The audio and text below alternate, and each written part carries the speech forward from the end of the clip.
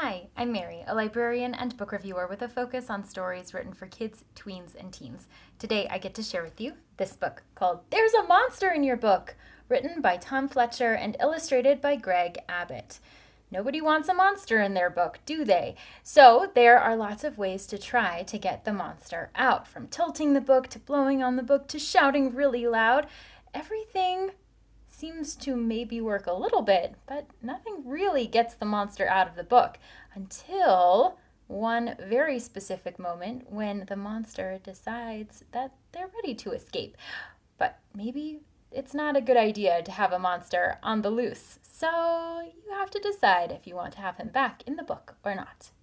This story is really interactive, great for reading aloud, especially with a toddler or early preschool age group, because it is very, very interactive.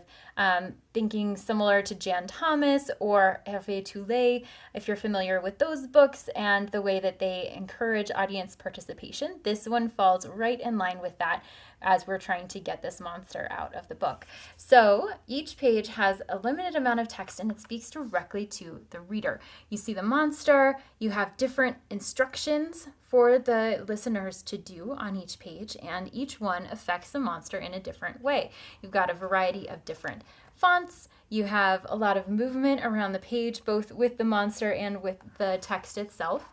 And the story is really endearing to those young readers. So often a monster would be a little bit scary, but this monster is not so scary. It's very friendly and cheerful and child accessible as you go through the book. So whether you're reading this in the context of a Halloween or Fright Night kind of experience, or if you're just reading it for fun, kids will love getting to interact with the story again and again as they are figuring out exactly what will make the monster do what they want him to do.